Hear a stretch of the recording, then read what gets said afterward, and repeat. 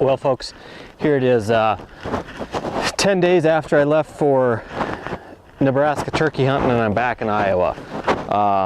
I had a South Dakota tag as well, but I ended up not getting to use it. Basically, before I ended up heading out to Nebraska, I had some pretty good plans of what I was hoping to do. I left on a Friday. I drove out to where I thought I was going to hunt, and there was nothing there. I guess I will start back at the beginning.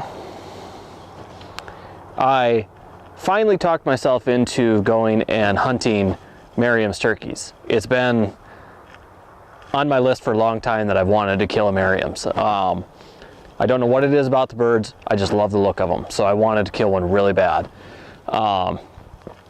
So talked myself into it in all the haste. I didn't do enough research, I didn't do enough scouting. So I went out, started to drive to the area I thought I was going to go, and like I said, I pulled in and no trees, no nothing. So there I sat, and I'm like, crap. So load up and go to my plan B spot. As I'm going to plan B, my mind's racing at this point in time, not knowing what I should be doing. I drive right past all the gas stations. Now, little did I know that none of the towns around would have a gas station. So I skipped plan B because I had to go an hour out of my way to go to a gas station. So my Friday ended up being all day driving, which should have taken about 5 hours. So I ended up driving all day long, got to ultimately plan C and D. When I got out there, pulled into the parking lot, plan C, and I meet a game and fish department member. No big deal. You know, I'm licensed and ready to go.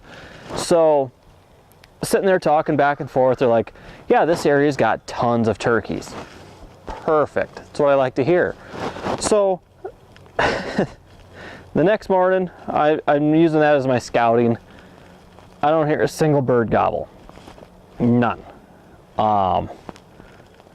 So then I'm scratching my head. So I start to drive around a little bit, start to do some more scouting. So I kind of killed my first day of hunting by scouting. The flocks are huge. Flocks are 200 to 300 birds on private ground. Now, public ground, I wasn't seeing much of anything. So Sunday morning, I'm like, well, I'm going to try this area again. It's here. Lo and behold, I run into another guy from Iowa. We talk a little bit. Off I go. Hunting that morning, heard 2 birds gobble. So I'm like, well, at least there's birds here. And it got light, birds worked off. So I'm walking around and I find mountain lion tracks. Now, being from Iowa, the biggest kitty we got is a bobcat. Mountain lion's a little different beast. And after I saw that, I kind of started questioning things because I was also finding dead turkey carcasses. Now, on my way out of the parking lot that morning, I ran into the same game and fish person. So we were sitting there talking, and well, apparently they've been calling the mountain lions into that area to collar them and research them. So they knew that they're there, and they know that they've been taking a hit on the turkey population. Which, you know, again, not a huge deal. Is what it is. You kind of wish you knew that going into it. So ultimately, at that point in time, I moved on to plan D. So the first 3 days, I ended up not hunting at all. So the Monday morning was more of a research thing, and after listening to the game and fish person, I totally hosed myself. They told me, oh, they don't work the draws, they only work the ridges. So I was eating it hook, line, sinker. I mean, I was like, oh my God, this is gonna be gravy. Not. It definitely was not. So I ended up, it rained all day Tuesday. And little did I know that the roads out there turned to mush. I left 8-inch ruts down a gravel road for 2 miles. And it was at that point that I decided if we got any more rain, I was not going to be able to keep going in and out of these areas. So I spent a little time researching some other areas. Nothing fantastic really was jumping out at me. Well, the sun came out, the road cleared up just enough that I got back in, and the next morning, Wednesday morning, 3 toms came running down a ridge, stopped at 40 yards. I didn't feel comfortable shooting, so I didn't. Now, was that going to be my only opportunity? At the point in time, I didn't think so, but looking back, yes, it was my only opportunity. But I have enough respect for the animals that I didn't want to take a shot that I didn't trust myself fully in, so I didn't shoot. And, you know, I played cat and mouse with them. In this piece of property, there was a gully. It was probably 75 to 100 foot deep and about 40 feet wide. Birds would not cross it. And in order to get up and around it, it was about a 6-mile hike to get all the way up and around and tuck back in the other side. So hunting by yourself, carrying your bow, your blind, your decoys, your backpack, and all the camera gear wasn't really a feasible option either. But man, I wanted merriams bad. So I started hunting just with the decoys and my bow. You know, had some opportunities to get birds working. They just didn't want to work for me. But, you know, that's why it's called hunting. Now, looking at the forecast, it was going to rain, and it was going to rain a lot. And it was going to rain every day, and it wasn't going to get sunny.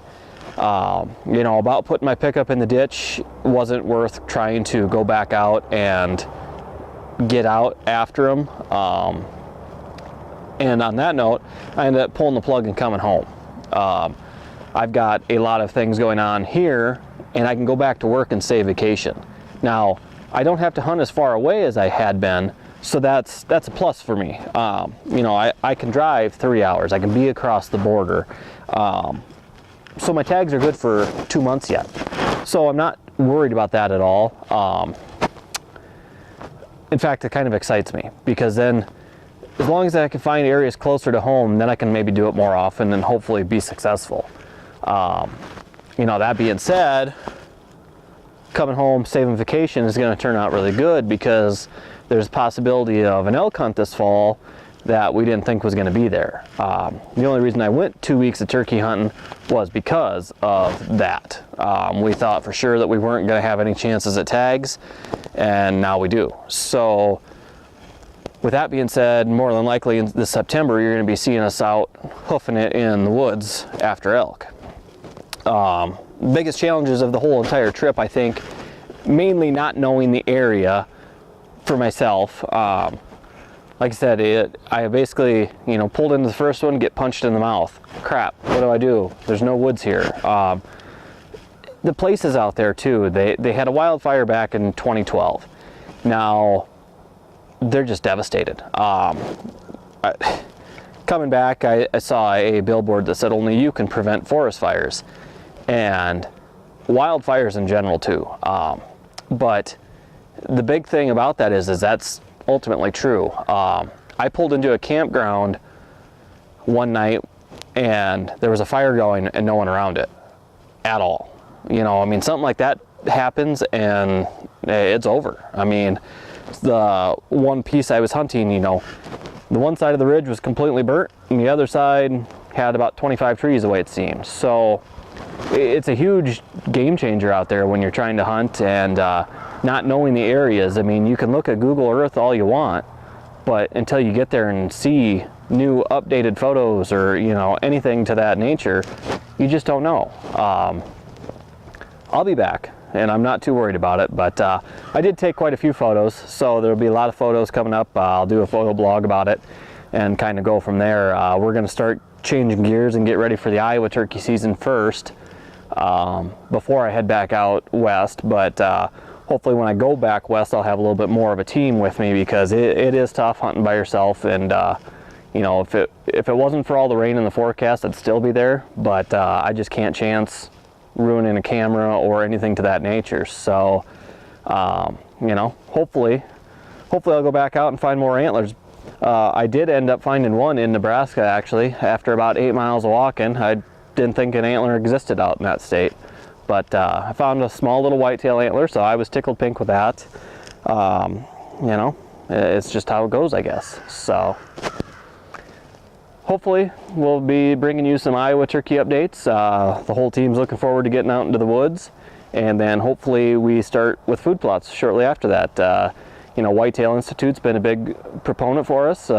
We are excited to be planting all new plots this year. For myself, we have 7 plots that are going to be going in, so we're excited. It's going to be a good year, and we'll just have to kind of take it from there.